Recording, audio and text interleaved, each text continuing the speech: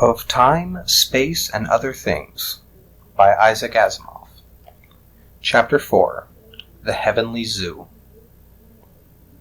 On July 20th, 1963, there was a total eclipse of the sun, visible in parts of Maine, but not quite visible in its total aspect from my house. In order to see the total eclipse, I would have had to drive 200 miles, take a chance on clouds, then drive back 200 miles, braving the traffic congestion produced by thousands of other New Englanders with the same notion. I decided not to. As it happens, the clouds interfered with seeing, so it was just as well, and caught fugitive glimpses of an eclipse that was only 95% total from my backyard. However, the difference between 95% eclipse and 100% eclipse is the difference between the notion of water and an ocean of water, so I did not feel very overwhelmed by what I saw. What makes a total eclipse so remarkable is the sheer astronomical accident that the moon fits so snugly over the sun. The moon is just large enough to cover the sun completely, at times, and so that a temporary night falls and the stars spring out. And it is just small enough so that during the sun's obscuration, the corona, especially the brighter parts near the body of the sun, is completely visible. The apparent size of the sun and moon depends upon both their actual sizes and their distance from us. The diameter of the moon is 2,160 miles, while the diameter of the sun is 864,000 miles. The ratio of the diameter of the sun to that of the moon is 864,000 over 2,160, or 400. In other words, if both were at the same distance from us, the sun would appear to be 400 times as broad as the moon. However, the sun is further away from us than the moon is, and therefore appears smaller for its size than the moon does. At great distances, such as those at which we characterize the moon and sun, doubling the distance halves the apparent diameter. Remembering that, consider that the average distance of the moon from us is 238,000 miles, while that of the sun is 93 million miles. The ratio of the distance of the sun to the moon is 93 million over 238,000, or 390. The sun's apparent diameter is cut down another proportion. In other words, the two effects just about cancel. The sun's greater distance makes up for its greater size, and the result is that the moon and the sun appear to be equal in size. The apparent angular diameter of the sun averages 32 minutes of arc, while that of the moon averages 31 minutes of arc. These are average values because both the moon and the earth possess elliptical orbits. The moon is closer to the earth and therefore appears larger at some times than others, while the earth is closer to the sun and therefore appears larger at some times rather than others. This variation in apparent diameter is only 3% for the sun and about 5% for the moon, so that goes unnoticed by the casual observer. There is no astronomical reason why the sun and moon should fit so well. It is the sheerest of coincidence, and only the earth amongst all the planets is blessed in this fashion. Indeed, if it is true, as astronomers suspect, that the moon's distance from the earth is gradually increasing as a result of tidal friction, then this excellent fit here on the earth is only true of our geologic era. The moon was too large for an ideal total eclipse in the far past and would be too small for any total eclipse at all in the far future. Of course, there is a price to pay for this excellent fit. The fact that the moon and sun are roughly equal in apparent diameter means that the conical shadow of the moon comes to a vanishing point near the Earth's surface. If the two bodies were exactly equal in apparent size, the shadow would come to a pointed end exactly at the Earth's surface, and the eclipse would only be total for an instant of time. In other words, as the moon covered the last sliver of the sun and kept on moving, of course, the first sliver of the sun would begin to appear on the other side. Under the most favorable conditions, when the moon is as close as possible and therefore as apparently large as possible, while the sun is as far as possible and therefore as apparently small as possible, the moon's shadow comes to a point well below the Earth's surface, and we pass through a measurable thickness of that shadow. In other words, after the unusually large moon covers the last sliver of the unusually small sun, it continues to move. For a short interval of the time before it ceases to overlap the sun and allows the first sliver of it to appear on the other side, an eclipse under the most favorable conditions can be 7.5 minutes long. On the other hand, if the moon is smaller than average in appearance and the sun larger, the moon's shadow will fall short of the Earth's surface altogether. A small moon will not completely cover our larger sun, even when both are centered in the sky. Instead, a thin ring of sun will appear around the moon, and this is an annular eclipse, from the Latin word for ring. Since the moon's apparent diameter averages somewhat less than the sun's, annular eclipses are a bit more likely than total eclipses. This situation scarcely allows astronomers, and ordinary beauty-loving mortals too, to get a good look, since not only does a total eclipse of the sun only last for a few minutes, but it can be seen only over a small portion of the Earth's surface, which is intersected by the narrow shadow of the moon. To make matters worse, we don't even get as many eclipses as we might. An eclipse of the sun occurs whenever the moon gets between ourselves and the sun, but that happens at every new moon. In fact, the moon is new because it is between us and the sun, so that it is on the opposite side, the one we don't see, that is sunlit. And we only get, at best, a very slight, very thin crescent sliver of light at one edge of the moon. Well, since there are 12 new moons a year, sometimes 13, we ought to see 12 eclipses of the sun each year, and sometimes 13? No. No. At most we see 5 eclipses of the sun each year, all at widely separated points on the Earth's surface, of course, and sometimes as few as 2. What happens the rest of the time? Let's see. The Earth's orbit around the sun is all in one plane. That is, you can draw an absolutely flat sheet through the entire orbit. The sun itself will be located in this plane as well. This is no coincidence. The law of gravity makes it necessary. If we imagine this plane of the Earth's orbit carried out infinitely into the stars, we, standing on the Earth's surface, will see that plane cutting the celestial sphere into 2 equal halves. The line of intersection will form a great circle above the sky. This line is called the ecliptic. Of course, it is an imaginary line and not visible to the eye. Nevertheless, it can be located if we use the sun as a marker. Since the plane of the Earth's orbit passes through the sun, we are sighting along the plane when we look at the sun. The sun's position in the sky always falls along the line of the ecliptic. Therefore, in order to mark out the ecliptic against the starry background, we only need to follow its apparent path, the apparent path of the sun through the sky. I am referring now not to the daily path from east to west, which is a reflection of Earth's rotation, but rather the path of the sun from west to east against the starry background, which is the reflection of the Earth's revolution about the sun. Of course, when the sun is in the sky, the stars are not visible, being blanked out by the scattered sunlight that turns the sky blue. How then can the position of the sun among the stars be made out? Well, since the sun travels among the stars, the half of the sky which is invisible by day, and half of which is visible by night, shifts a bit from day to day, and from night to night. By watching the night skies throughout the year, the stars can be mapped throughout the entire circuit of the ecliptic. It then becomes possible to calculate the position of the sun against the stars on each particular day, since there's always just one position that will account for the exact appearance of the night sky on any particular night. If you prepare a celestial sphere, that is, a globe with stars marked upon it, you can draw an accurate great circle upon it by representing the sun's path. The time it takes the sun to make one complete trip about the ecliptic in appearance is about 365 1/4 days, and it is this which defines a year. The moon travels about the Earth in an ellipse, and there is a plane that can be drawn to include its entire orbit, this plane passing through the Earth itself. When we look at the moon, we are sighting along this plane, and the moon marks the intersection of the plane with the starry background. The stars may be seen even when the moon is in the sky, so that marking out the moon's path, also a great circle, is far easier than marking out the sun's.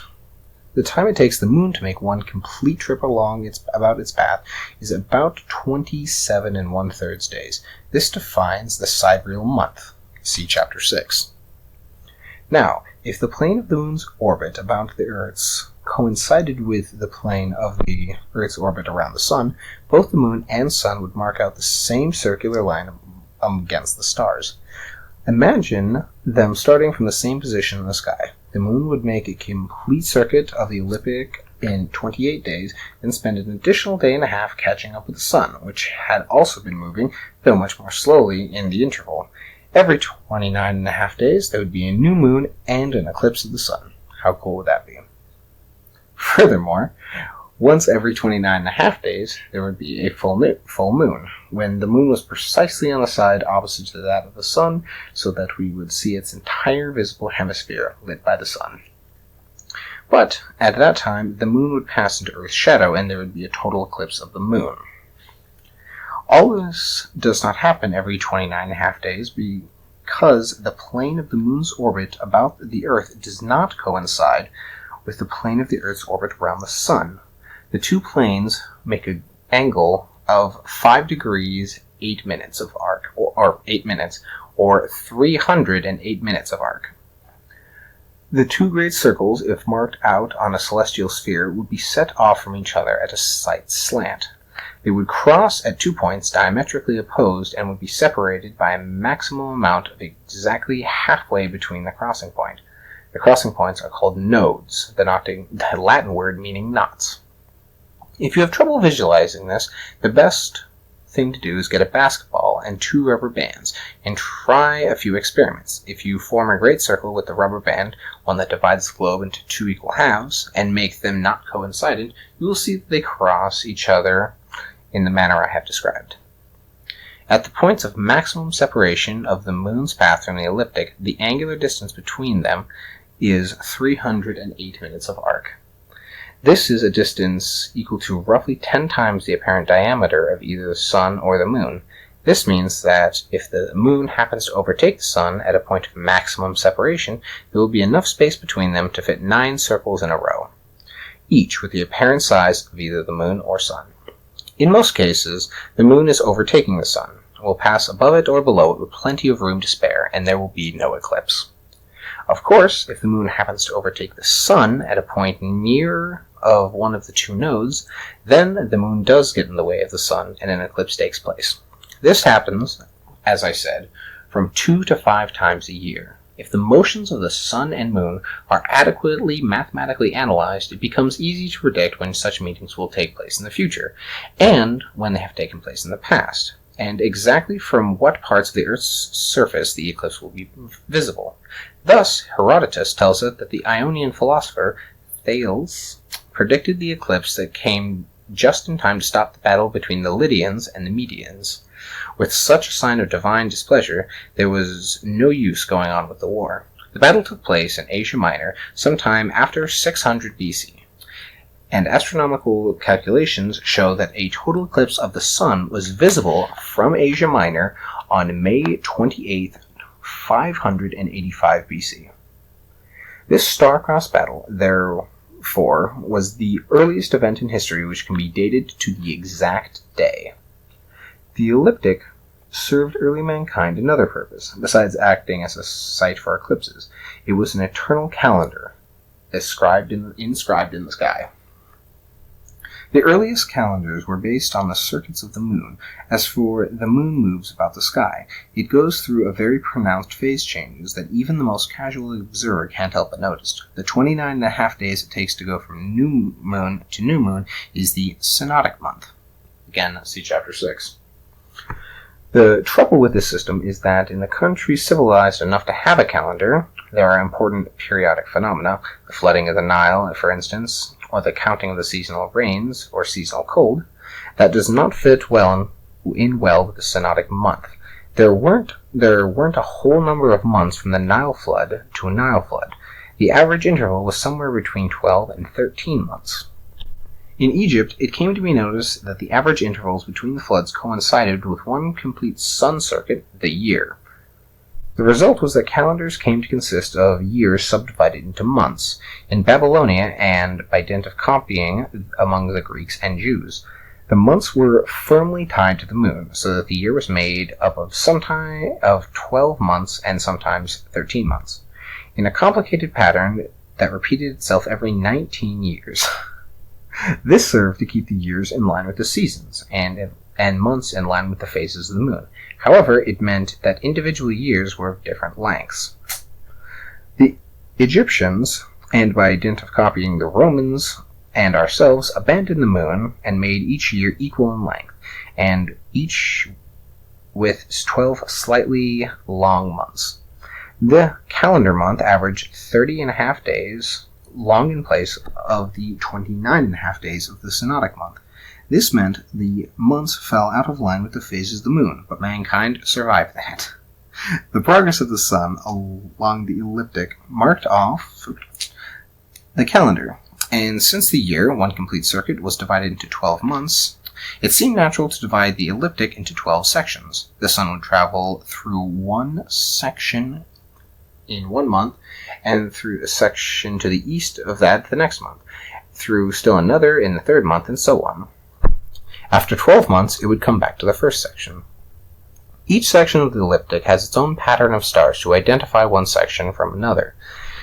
It is the most natural thing in the world to use those patterns. If one section has 4 stars roughly in a square configuration, it might be called the square.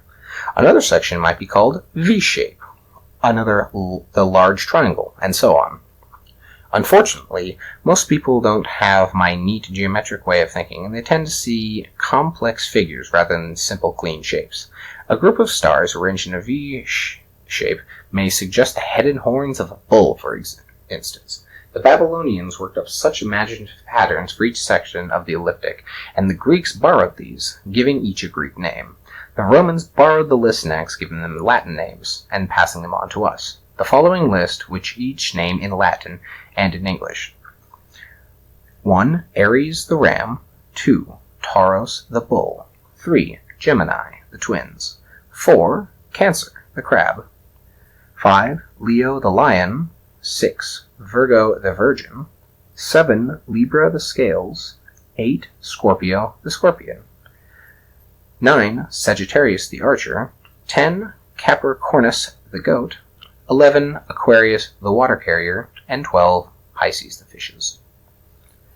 As you can see, 7 of the constellations represent animals. An 8th Sagittarius is usually drawn as a centaur, which may be considered an animal, I suppose. Then, if we remember that human beings are part of the animal kingdom, and only strictly non-animal constellation is Libra.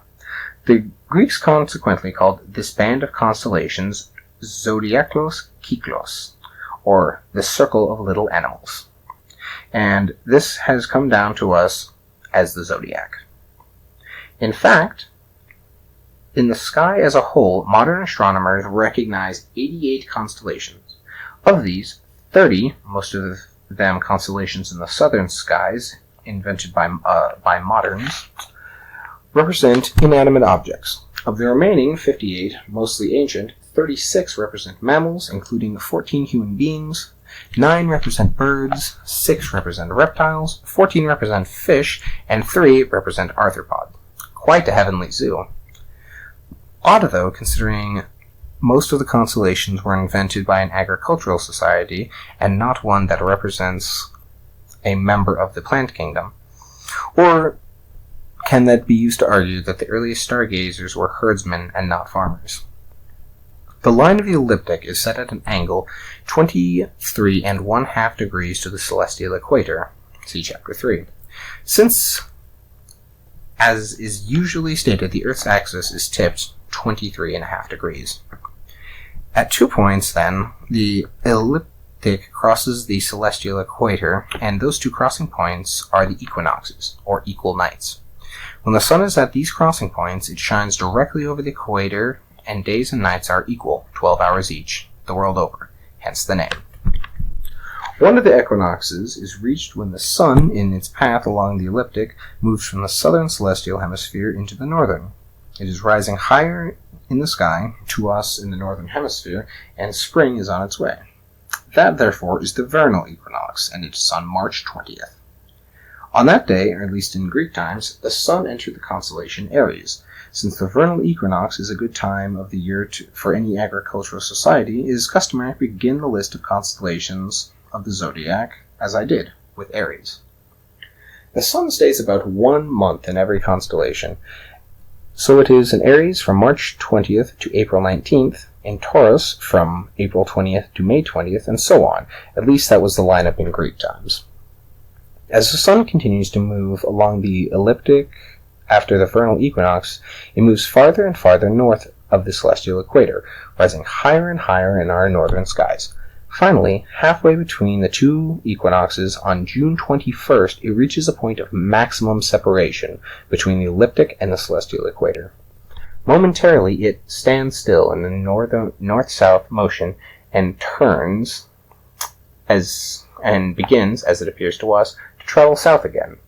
This is the time known as the summer solstice, where solstice is from the Latin meaning sun standstill. At that time, the position of the sun is a full 23½ degrees north of the celestial equator and is entering the constellation of Cancer. Consequently, the line of 23½ north latitude on the Earth, the line over which the sun is shining on June 20th, is the Tropic of Cancer, tropic from the Greek word meaning to turn. On September 23rd, the sun has reached the autumnal equinox, where it enters the constellation Libra. It then moves south of the celestial equator, reaching the point of maximum southerliness on December 21st, where it enters the constellation of Capricorn. This is the winter solstice, and the line of 23½ south latitude on the Earth, you guessed it, is the Tropic of Capricorn. Here's a complications. The Earth's axis wobbles. If the line on the axis were extended to the celestial plane, each pole would draw a slow circle, 47 degrees in diameter, as it moved. The position of the celestial equator depends on the tilt of the axis, and so the celestial equator moves bodily against the background of the stars from east to west in a direction parallel to the elliptic. The position of the equinoxes, the intersection of the moving celestial equator with the unmoving ecliptic, travels westward to meet the sun. The equinox completes a circuit about the elliptical in 25,760 years, which means that 1 year in the vernal equinox moves 360 over 25,760, or 0.014 degrees. The sun is making its west to east circuit, comes to the vernal equinox, which is 0.014 degrees west of the position of its last crossing. The sun must travel an additional 0.014 degrees to make a truly complete circuit with respect to the stars. It only takes 20 minutes of motion to cover the additional 0.014 degrees, but because the equinox precedes itself and is reached 20 minutes ahead of schedule each year, this motion of the Earth's axis is called the precession of the equinoxes. A hard section for some reason. Because of the precession of the equinoxes, the vernal equinox moves one full constellation of the zodiac every 2,150 years. In the time of the pyramid builders, the sun entered Taurus at the time of the vernal equinoxes. In the time of the Greeks, it enters Aries. In the modern time, it enters Pisces, and in 4000 AD, it will enter Aquarius.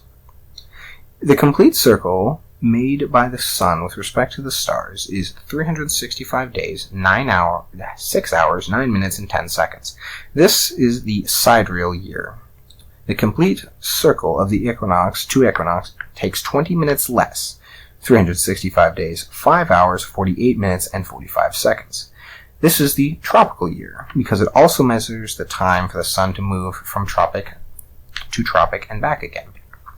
It is the tropical year and not the sidereal year that governs the seasons, so it is the tropical year when we mean to speak of the year. The scholars of ancient time noted the position of the sun in the zodiac had a profound effect on the Earth. Whenever it was in Leo, for instance, the sun shone with lion strength and was invariably hot. When it was Aquarius, the water carrier usually tipped its urn so that there was much snow. Furthermore, eclipses went clearly meant to indicate catastrophe, since catastrophe always followed eclipses. Catastrophes also always followed lack of eclipses, but nobody paid attention to that. Naturally, scholars sought for other effects and found them to be in the movement of the 5 bright starlight objects: Mercury, Venus, Mars, Jupiter, and Saturn. These, like the sun and moon, moved against the starry background, and all of them were called planetes, or wanderers, by the Greeks, and we call them planets. The 5 star-like planets circle the sun as the Earth does, and the planets of their orbits are tipped only slightly to that of the Earth's. This means they seem to move in the ecliptic, as the sun and moon do, progressing through the constellations of the zodiac. Their motions, unlike those of the sun and moon, are quite complicated, because the motion of the Earth, the tracks made by the star-like planets, form loops now and then. This made it possible for the Greeks to have 5 centuries of fun working out wrong theories to account for these motions. Still, though the theories might have been wrong, they sufficed to work out what the planetary positions were in the past, and what they would be like in the future. All one had to do was decide what particular influence was exerted by the particular planet and a particular constellation of the zodiac, note the position of all the planets at the time of a person's birth, and everything was set. The decision as to the particular influences of peasants was no problem. You make any decision you care to. The pseudoscience of astrology invents such influences without any visible difficulty. Every astrologer has his own set. To astrologers, moreover, nothing has happened since the time of the Greeks. The period from March 20th to April 19th is still governed by the sign of Aries, even though the sun is in Pisces at that time nowadays. Thanks to the precession of the equinoxes, for that reason, it is not necessary to distinguish between the signs of the zodiac and the constellations of the zodiac. Signs now are what the constellations were 2,000 years ago. I've never heard that this bothered any astrologer in the world. All this and more occurred to me some time ago when I was invited to be on a well-known television conversation show that was scheduled to deal with the subject of astrology. I was to represent science and the other 3 members of the panel, all of whom against the other 3 members of the panel, all of whom were professional astrologers. For a moment I felt that I must accept, for surely it was my duty as a rationalist to strike a blow against the folly of superstition. Then the other thoughts occurred to me. The 3 practitioners would undoubtedly be experts at their own particular line of gobbledygook, and could easily speak a gallon of nonsense while I was struggling with a half-pint of reason. Furthermore, astrologers are adept at the line of argument that all pseudoscientists consider evidence. The line would be something like, people born under Leo are leaders of men, because the lion is the king of beasts. The proof is that Napoleon was born under the sign of Leo. Suppose then, I would say, but 12 of the living human beings, amounting to 250 million individuals, were born in Taurus. Have you, or then has anybody, ever tried to determine whether the proportion of leaders among them is significantly greater than those among non-Leos? And how would you even test for leadership, objectively anyway? Even if I managed to say all this, I would be merely stared at as a lunatic, and very likely as a dangerous subversive. And the general public, which in this year of 1968 ardently believes in astrology and supports more astrologers in affluence, I strongly suspect, than existed in all previous centuries combined. I would arrange... Oh, that was really wrong. Oh my god, okay, we're going to begin at that sentence again. Ignore the sentence. Even if I managed to say all this, I would be merely stared as a lunatic, and very likely as a dangerous subversive, and the general public, which in this year of 1968 ardently believes in astrology and supports more astrologers in affluence, I strongly suspect, than existed in all previous centuries combined, would arrange... Wow, that is a really... And the general public, which would arrange lynching parties. Holy crap, dude. Seriously, there's like 3 lines of text between the beginning of that, parenthetical and the end. Holy crap, dude.